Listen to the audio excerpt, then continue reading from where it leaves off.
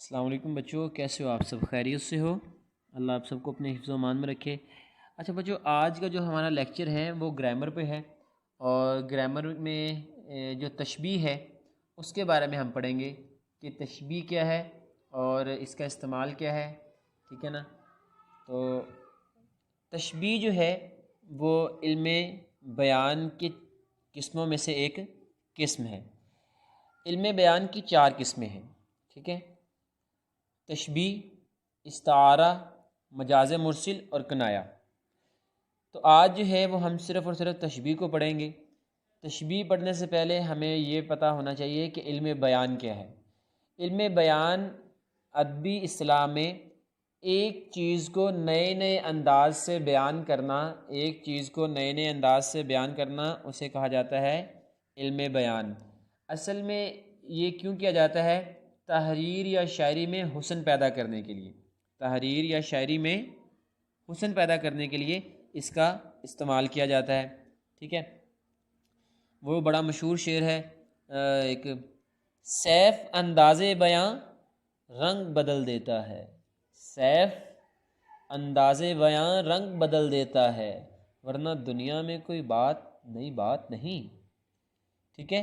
تو ایسے ہی ہے۔ اب تشبیہ کی طرف آتے ہیں ہم۔ تو جیسے کہ میں آپ کو بتایا ہے کہ علم بیان کی قسموں میں سے یہ بھی ایک قسم ہے۔ علم بیان کی 4 قسمیں ہیں: تشبیہ، استعارہ، مجاز مرسل اور کنایہ۔ جو تشبیہ کا جو لفظ ہے وہ مشابہت سے مشتق ہے، یا مشابہت سے آپ کہیں نکلا ہے، ٹھیک ہے؟ جس کے معنی ہے ایک چیز میں دوسری چیز کی شباہت جو ہے وہ تلاش کرنا، اگر آپ اسے سادہ لفظوں میں بیان کریں تو یہ ہے کہ ایک چیز کو کسی خاص خوبی کی وجہ سے دوسری چیز کی مانند قرار دینا، ایک چیز کو کسی خاص خوبی یا وصف کی وجہ سے دوسری چیز کی مانند قرار دینا۔ لیکن یہاں پہ ایک بات یاد رکھیں کہ جس چیز سے آپ موازنہ کر رہے ہیں یا جس چیز سے آپ تشبیہ دے رہے ہیں اس میں وہ خوبی بدرجہ اتم موجود ہونی چاہیے، تبھی وہ تشبیہ پر پورا اترے گا، ٹھیک ہے نا؟ تشبیہ کے معنوں پہ وہ پورا اترے گا۔ مثال کے طور پہ اگر آپ یہ کہہ دیں کہ وہ شیر کی طرح بزدل ہے، اب شیر کی طرح بزدل آپ نے تشبیہ تو دی ہے، لیکن یہ غلط، اس کو تشبیہ مانا نہیں جائے گا۔ کیوں؟ کہ سب سے پہلی ضروری بات یہ ہے کہ جس چیز سے آپ تشبیہ دے رہے ہیں اس میں وہ خوبی بدرجہ اتم ہونی چاہیے، جبکہ شیر تو بزدل ہوتا نہیں ہے، خوبی یا خامی کوئی بھی چیز، ٹھیک ہے؟ شیر تو ہے وہ بزدل ہوتا نہیں ہے۔ ہاں، اگر میں کہوں گا وہ گیدڑ کی طرح بزدل ہے، اب تشبیہ ہماری ٹھیک ہوگی۔ کیوں؟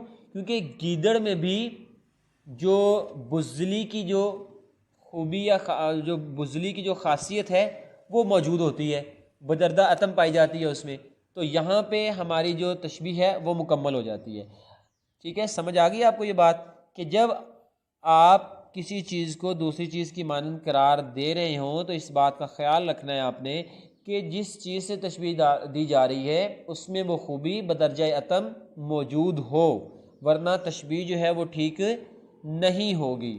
جیسے کہ آپ نے 9th میں وہ ایک شعر پڑھا تھا، ٹھیک ہے نا؟ نازکی اس کے لب کی کیا کہیے، پنکھڑی ایک گلاب کی سی ہے، نازکی اس کے لب کی کیا کہیے، پنکھڑی ایک گلاب کی سی ہے۔ اب یہاں پہ دیکھیں کیا کیا ہے شاعر نے کہ جو لب ہیں ان کو تشبیہ دی ہے گلاب کے پھولوں کی پتیوں سے۔ کیوں؟ کیونکہ گلاب کے پھولوں کی پتیاں بھی انتہائی نرم ہوتی ہیں، ٹھیک ہے؟ تو اب یہ تشبیہ ٹھیک ہوگی۔ اگر وہ کانٹوں سے تشبیہ دیتا کہ کانٹوں کی طرح نرم، تو وہ بالکل جو ہے تشبیہ ہماری بالکل غلط ہوتی، ٹھیک ہے؟ اب آگے آئے، تشبیہ کے جو ہیں وہ 5 ارکان ہیں، تشبیہ کے جو ہیں 5 ارکان ہیں، وہ آپ نے یاد رکھنے ہیں: مشبہ، مشبہ با، وجہ شبہ، حرف تشبیہ اور غرض تشبیہ، ٹھیک ہے؟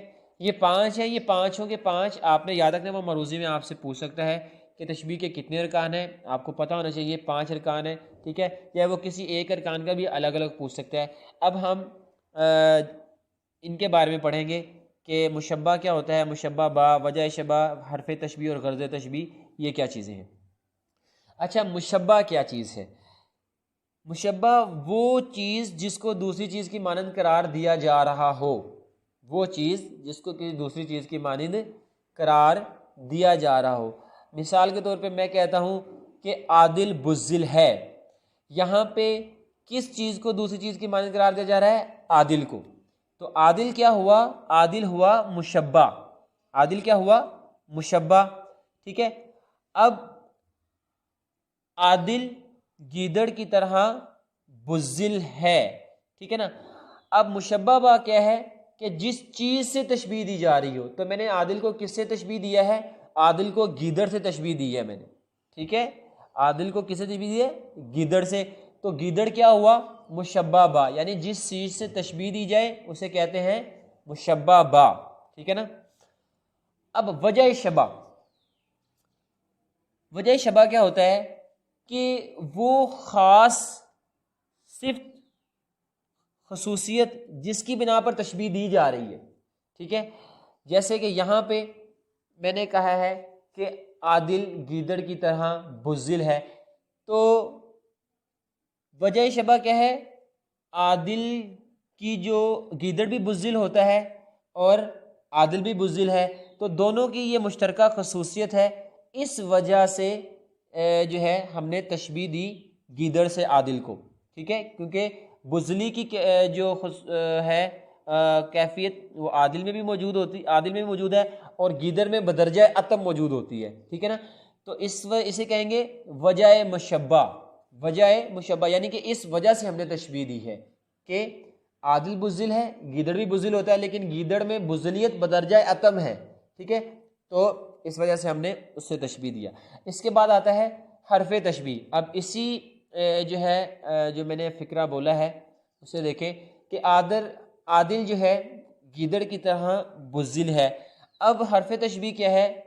کی طرح، یہ جو لفظ ہے کی طرح، کی مانند، جیسے، ٹھیک ہے نا۔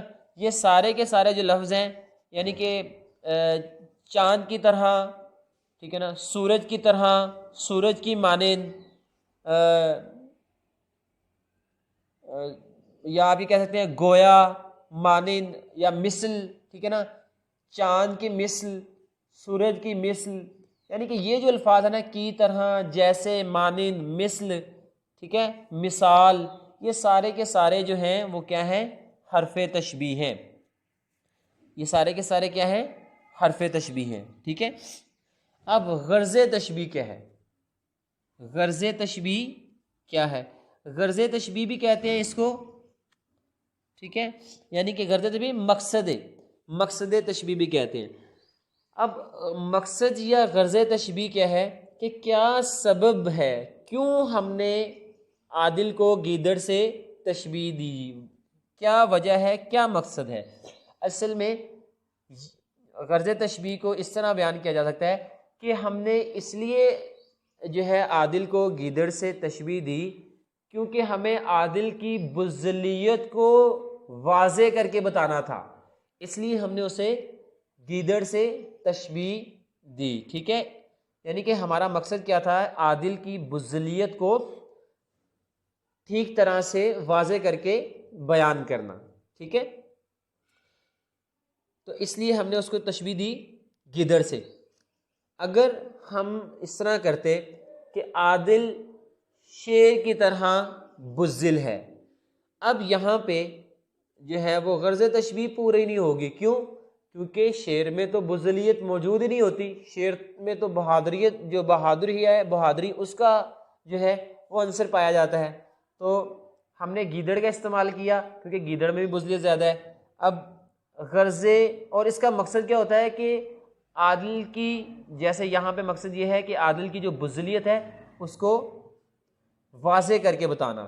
اس کا استعمال کیوں ہوتا ہے غرض تشبیہ کا؟ عموماً جیسے میں نے ابھی شعر بھی پڑھا تھا پیچھے آپ کو، ناز کی اس کے لب کی کیا کہیے، پنکھڑی ایک گلاب کی سی ہے، یعنی کہ یہاں پہ اس شعر میں محبوب کے لبوں کے حسن کو، اس کی دلکشی کو واضح کر کے بیان کرنا ہے، ٹھیک ہے نا، یعنی کہ اس کے لبوں کی دلکشی کو بڑھانا ہے، ٹھیک ہے نا، بیان کرنا ہے اس کے، اس وجہ سے اس جو ہے غرض تشبیہ، یعنی کہ اس وجہ سے ہم نے اس کو گلاب کے شاعر نے گلاب کے پھول کی پتیوں سے اسے تشبیہ دیا ہے.